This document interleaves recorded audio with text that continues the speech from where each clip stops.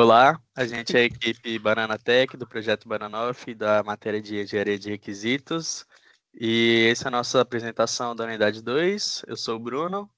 Eu sou o Matheus. Eu sou o Guilherme. Eu sou o Fábio.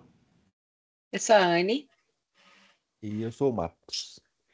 E, bem, antes de falar da entrega da unidade 2 em si, da unidade 1 a gente ficou com alguns débitos, né, que foram abertas algumas issues do nosso GitHub, que foi basicamente em relação ao problema que a gente demonstrou, né, na nossa solução, e nos objetivos. Em relação ao problema, a gente tinha colocado como o principal problema a desorganização dos pedidos.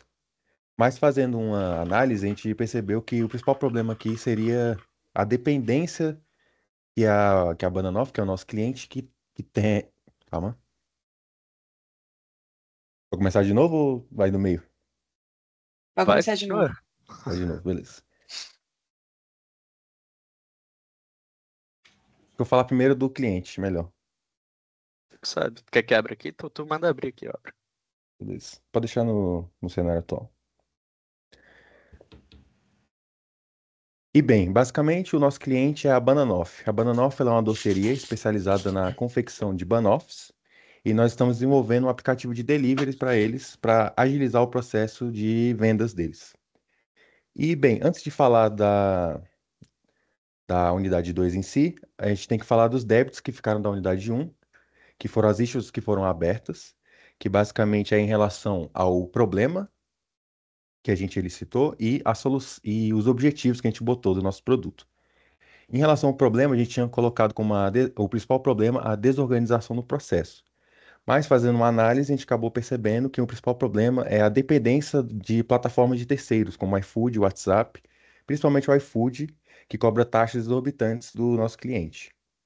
E em relação ao objetivo, a gente separou nossos objetivos em um objetivo principal e objetivos específicos. O principal a gente botou em automatizar o processo de pedidos e reservas de tortas.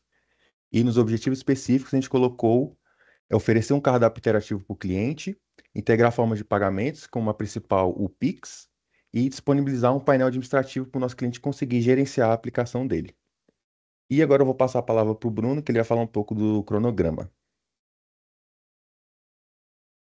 Em relação ao cronograma, o nosso principal problema da issue aqui em relação ao cronograma é que ele não estava muito fazendo sentido com a estratégia estabelecida, que seria o Scrum XP, principalmente no começo do desenvolvimento. Então, a gente mudou alguns objetivos que foram realmente feitos naquele começo do desenvolvimento ali nas sprints iniciais. Então, por exemplo, antes estava a definição do backlog ali e somente isso ali, conhecer o produto de primeiro momento, mas de fato seguindo as atividades do Scrum XP. Em primeiro momento, então, já rolou a configuração de ambiente de desenvolvimento inicial, então, sempre naquele momento de agilidade para poder fazer mais entregas possíveis para o nosso cliente. E também o nosso cronograma foi totalmente refeito em cima do nosso MVP e das sprints que a gente se encontrou até o momento. Então, passando um pouco agora para a Anne, a gente vai falar um pouco sobre a nossa engenharia de requisitos. Eu vou falar um pouco sobre os processos de engenharia de requisitos. Eu gostaria de lembrar que a gente está usando o Scrum XP, e o Scrum XP é dividido em 4 fases. Então, aqui a gente vai ter o planejamento da release, o planejamento da sprint, a execução e o review. Aí aqui a gente tem um quadro resumo, que vai ser o que a gente vai utilizar para explicar um pouco sobre. Então, inicialmente, no planejamento da release, a gente tem a elicitação e descoberta. A elicitação e descoberta, ela funciona para o levantamento dos requisitos. E ela é realizada de 2 formas, através de entrevistas e análise de concorrência. A entrevista ela é estruturada com os stakeholders e a análise de concorrência a gente avalia o mercado. Aí, dentro de planejamento de release, a gente tem a análise e consenso, que é a priorização dos requisitos, e a gente utiliza uma técnica chamada Moscou, que ela é utilizada para classificar e priorizar os requisitos. A gente também tem a declaração, que é o registro dos requisitos em temas, épicos e USs. E é assim que é dividido, em 3 níveis de hierarquia. Agora, falando um pouco do planejamento da sprint, a gente tem, na licitação e descoberta, tem o refinamento de requisitos, e é realizada através de entrevistas. A gente tem análise e consenso, que é realizada, que é o refinamento dos requisitos e é realizada através de uma reunião com a equipe. A gente tem a verificação e validação, que é a definição de checklist, que é utilizar os critérios do DOR. E a gente tem, por fim, a organização e atualização, que é o refinamento do backlog. Então, é sempre revisado e atualizado ao longo do desenvolvimento do projeto. Agora eu vou passar para o Bolo falar sobre as outras 2 fases. Ok, eu sou o Guilherme, eu vou falar aqui sobre as 2 fases restantes que tem no Scrum, a execução e o review, e as técnicas que são utilizadas em cada atividade da engenharia de requisitos. Primeiramente, aqui na execução, na atividade da licitação e descoberta, a gente está usando a técnica da entrevista aberta, em que a gente pode fazer a verificação e validação com o cliente. Na atividade da representação, a gente está usando a prototipagem, que a gente usa por meio da ferramenta do Figma. Na verificação e validação, a nossa prototipagem ela vai ser validada com o cliente, com os stakeholders. E na atividade da organização e atualização, a gente tem um refinamento do backlog de novo. Agora, na fase do review, para a atividade da verificação e validação, a gente vai estar usando as reuniões, em que a gente realiza com os stakeholders e mostra para eles o que foi desenvolvido. A gente tem também os critérios do DOD, o Definition of Done, para você ter certeza que a tarefa ela seguiu critérios específicos antes de ser considerada concluída. E para a atividade de organização e atualização, a gente tem o refinamento do backlog de novo. E agora eu vou passar a palavra para o Matheus, que vai falar sobre os requisitos. Tá, beleza. Aqui a gente tem a lista dos nossos requisitos funcionais e não funcionais. Primeiro eu vou falar um pouco sobre os funcionais, que são as especificações do nosso projeto, do nosso software, que descrevem o que o sistema deve fazer. Então, eles falam quais são as funções, comportamentos, processos, que vão ser necessários para atender o usuário ou o negócio em si que a gente está trabalhando. Bom, para início, a gente tem a parte dos requisitos para o administrador. Dentro deles a gente tem, vai ter uma tabelinha que descreve o ID do requisito e a descrição do requisito, vai ter isso para o administrador, para o usuário e para os requisitos não funcionais também. Então, para o administrador, a gente começa com requisitos de adicionar item, cardápio digital, excluir item, alterar item, um CRUD completo do item no cardápio digital. Além de que alterar status de um pedido, visualizar um pedido, receber notificações sobre um pedido via SMS ou WhatsApp, notificação de pagamento, recebimento de Pix, que seria a transação financeira que a gente escolheu para estar implementando no nosso projeto nesse momento, e relatórios de pagamentos, etc. Gerenciar a chave Pix e tal. Já para o usuário, a gente tem inicialmente se cadastrar no sistema, realizar a autenticação no sistema, visualizar o cardápio digital, gerenciar a sua conta, adicionar produtos na sua sacola virtual, um CRUD completo, mais ou menos, dos produtos na sacola virtual, concluir um pedido, realizar uma encomenda, reservar produto, acompanhar o status do pedido, histórico de pedidos, ganhar pontos de fidelidade por pedido. A cada pedido o feito completo, o usuário ele vai poder ganhar pontos de fidelidade a serem utilizados futuramente. Avaliar um pedido, então avaliar o produto, ali, passar o feedback mesmo de como está sendo, visualizar o total do pedido antes de finalizar, então, visualizar o valor total do carrinho que ele acabou de fazer, gerar o código Pix, visualizar o QR Code Pix, copiar o código, efetuar o pagamento, confirmar o pagamento. Receber notificação e visualizar de confirmação de pagamento e visualizar comprovante de pagamento no histórico. Já de requisitos não funcionais, que são requisitos que descrevem mais ou menos como o nosso sistema que a gente está fazendo deve operar. Então, a gente consegue, com esses requisitos, servem para garantir uma qualidade, usabilidade e desempenho do nosso produto ao usuário. E também gerar uma administração eficiente da plataforma. Então, para evitar erros, evitar várias outras coisas que possam levar ao nosso usuário final algum empecilho. E aí, dentro deles, a gente tem requisitos de usabilidade, confiabilidade, suportabilidade e segurança. Começando a falar um pouco sobre a usabilidade, a gente começa um pouco sobre os requisitos não funcionais número 1, que seria o quê? O sistema deve permitir que usuários localizem facilmente o cardápio, o histórico de pedidos e tal. Então, é literalmente o uso mesmo do nosso próprio sistema. Como no requisito número 2, a gente tem a interface deve exibir feedbacks claros. 3, a interface deve ser responsiva. 4, o sistema deve fornecer instruções claras ante o fluxo.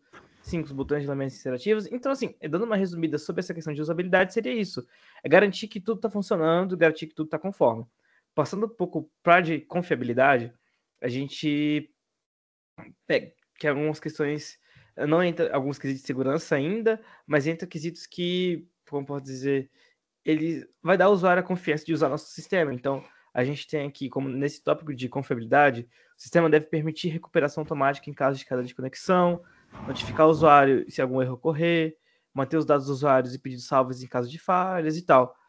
E passando um pouco para suportabilidade, a gente fala um pouco sobre o suporte que a gente pode dar em relação ao projeto. Então, a gente tem ali o primeiro requisito desse tópico seria deve ser desenvolvido com tecnologias modernas, seguir uma arquitetura modular, o sistema deve ter documentação básica, o código-fonte deve estar instalado no repositório do Git. E partindo para o último tópico, seria a parte de segurança, uma parte muito importante do projeto em si. Então, a gente tem uma parte inicial que é um dos principais, que seria esse quesito de segurança de informações. Então, a gente vai ter as informações de cada usuário, de um cliente. Então, temos dados sensíveis, como endereço, principalmente, CPF, dados de pagamento. A gente não tem cartão de crédito, mas a pessoa vai ter o comprovante ali do pagamento do QR Code Pix, que pode ter dados sensíveis. Então, a gente tem... O sistema deve criptografar senhas dos usuários, o login deve utilizar autenticação segura, as rotas devem ser protegidas e etc. E é isso. Agora eu vou falar um pouco sobre DOR e DOD. Começar pelo DOR, que é Definition of Ready, que é um conjunto de critérios que o item ou uma user story do backlog deve atender para ser considerado pronto para iniciar o projeto, o trabalho. Aí, aqui tem o primeiro, o requisito está claro, completo sem ambiguidade. O requisito ou a user story deve estar claro na hora de começar o projeto. As regras de negócio estão bem definidas? Devem estar. O requisito pode ser concluído dentro de uma única sprint? E vários assim. E vou falar também um pouco sobre o DOD, que é o Definition of Done, que também é um conjunto de critérios que define quando o item do backlog está completo, garantindo qualidade, conformidade e entrega de valor. E aqui são alguns dos requisitos que a equipe desenvolveu. A interface está fiel ao protótipo. Os critérios de aceitação foram atendidos pelos stakeholders. O back-end foi corretamente integrado. O código passou por revisão de pares e foi aprovado. E a equipe de qualidade revisou a funcionalidade, verificando conformidade com a LGPD e qualidade do código. E outras dessa maneira. Eu vou falar um pouco agora sobre o nosso backlog do produto, que basicamente é como a lista de requisitos é organizada em si em relação à nossa proposta de solução de engenharia de software. Então, no nosso caso, a gente escolheu o Scrum XP e a gente separou o nosso backlog geral em temas, épicos e histórias de usuário. Então, temas são basicamente os objetivos gerais. Então, a gente separou em 2 temas o nosso projeto, como o primeiro tema, conta de usuário e admin. Então, basicamente, as funcionalidades padrão para um usuário, um administrador ter um cadastro, se autenticar no sistema e poder cada um ter a sua própria conta. E como tema 2, a gente colocou o nosso fluxo de compra. Então, é basicamente quando o usuário já entra ali no nosso sistema, ele tem os produtos ali no cardápio digital, ele pode escolher um produto, pode adicionar sacola, pode realizar o pedido, fazer o pagamento e todo esse fluxo de compra é o nosso tema. E agora a gente separou nossos épicos. Então, os épicos são basicamente histórias grandes demais para serem feitas. Então, são umas funcionalidades que podem ser quebradas em pequenas histórias. Então, como o nosso épico 1 e 2 em relação ao tema 1 de conta de usuário e de administrador, a gente tem o nosso primeiro tema, cadastro e autenticação. Então, basicamente, o usuário ou um administrador pode realizar a autenticação ali no nosso sistema. E o segundo épico é a gerência de conta do usuário. Então, é basicamente um CRUD completo ali, tirando o cadastro. Então, ele pode ver sua conta, pode editar, pode apagar sua conta caso ele queira. E agora, o restante dos épicos vai ser em relação ao tema 2, que seria esse fluxo de compra. O épico 3 seria gerenciar cardápio. Então, seria o CRUD completo de um cardápio. Então, o usuário vê um cardápio, o administrador ele pode adicionar item, remover, editar uns itens. O épico 4 agora vai ser em relação à sacola de compras, então basicamente a mesma coisa esse CRUD. O 5 agora, finalizar e acompanhar pedidos, então o cliente pode concluir um pedido, fazer uma encomenda ou acompanhar o status do seu pedido. E por último, a integração e confirmação de pagamento. Então é quando o cliente ele vai na seção de pagamento via Pix ali dentro do nosso aplicativo, então existe toda essa confirmação que ele houve o pagamento, existe a geração do QR Code e tudo mais. E a gente separou em várias user stories, a gente conseguiu também em relação ao nosso MVP, que eu vou falar posteriormente, 17 histórias de usuário no total, sendo essas, cada história de usuário relacionada a um épico e tem pelo menos um requisito funcional associado. Então, por exemplo, as duas primeiras relacionadas ao primeiro épico. Então, ele pode criar e autenticar o S3 e 4, que é em relação ao épico 2. O administrador ele pode autenticar também, o usuário também pode autenticar para fazer coisa só de usuário ou de administrador. Agora, sobre o épico 3, a gente tem 4 S's, então seria basicamente esse CRUD completo. No épico 4, a gente tem duas USs, que seria a primeira US, adicionar e remover produtos da sacola, e a US 10, que seria alterar, que seria editar e remover produtos. A US 5 tem 3 USs relacionadas. Então, essa parte ele pode concluir o pedido, podendo encomendar um produto, e também ele pode visualizar o seu produto. E por último, o último app,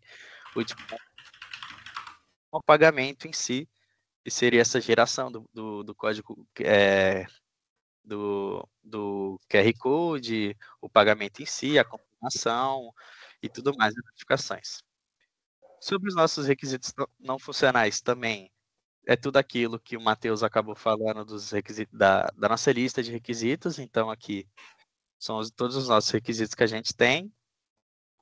E agora eu vou falar um pouco sobre a priorização do nosso backlog. Então, como é que a gente fez? A gente usou a técnica Moscou, onde o nosso stakeholder, o PO, ele viu requisito por requisito e ele falou o nível de prioridade dele. Então, se ele deve ter no projeto, no produto, então must have, se ele deveria ter, should have, could have, poderia ter, ou não vai ter, won't have. Então, no nosso projeto, no nosso processo, ele viu requisito por requisito e todos aqueles que forem must have ou should have entraram para o MVP, ou seja, para o produto mínimo viável, que é aquilo que a gente realmente vai fazer. Então, na priorização final que a gente obteve, ficou os requisitos de 1 a 3, que seria adicionar, excluir e alterar um item. O status de um pedido não entrou. Visualizar um pedido entrou como must have, receber uma notificação, então receber a notificação de pagamento e confirmação do pagamento Pix em relação ao administrador também entrou, porque ele ficou should have, e gerenciar o Pix da doceria e ter uma conta cadastrada também entrou. Agora, existem aqui, em relação ao usuário, esse CRUD aqui para se cadastrar, para ver o cardápio principal e a sacola entrou tudo, inclusive concluiu o pedido e a encomenda pode ser que entre. então should have. Algumas não entrou, como reservar um pedido, status de um pedido, algum histórico, pontos de fidelidade e avaliação também não entrou. Essa parte total, finalizar um pedido até o final do pagamento entrou, menos o comprovante de pagamento no histórico. Então, esse ficou o nosso backlog, juntamente do nosso MVP, e todo esse MVP foi utilizado para realizar nossas USs, tanto quanto o nosso cronograma que já foi e o cronograma daqui para frente. Agora eu vou passar a palavra para a última parte, que é para a Anne. Ela vai falar sobre as lições aprendidas da unidade 2. Agora falando um pouco sobre as lições aprendidas nessa unidade 2. Essa unidade 2 ela foi muito focada no processo de engenharia de requisitos. Então, a gente trabalhou muito sobre os aspectos humanos da comunicação, definição do MVP, elaboração do backlog e critérios como o DOR e o DOD. Eles influenciaram muito para a gente ter uma maior organização no nosso fluxo de trabalho. Os principais desafios que a gente encontrou foram conciliar as demandas acadêmicas com o do cliente. Ou seja, a gente não estava sabendo equilibrar direito as tarefas que deveriam ser entregues para a disciplina com o que deveria ser entregue para o cliente. Mas a gente conseguiu acabar arrumando isso, só que exigiu um pouco de planejamento mais cuidadoso. As soluções que a gente apontadas foram a aplicação dessas práticas, de conceitos que a gente estudou no nosso trabalho para ajudar no desenvolvimento, e os aprendizados que a gente teve foram o backlog como um instrumento de gestão, ou seja, quando a gente mantinha o backlog bem estruturado, era mais fácil ter uma organização das tarefas e conseguir acompanhar o processo do projeto. E na relevância dos critérios de prontidão e conclusão. Então, o DOR e o DOD ajudou bastante a evitar que o retrabalho e garantir também que cada um soubesse o que esperar de cada etapa. E basicamente esse é nossa entrega da unidade 2. Obrigado.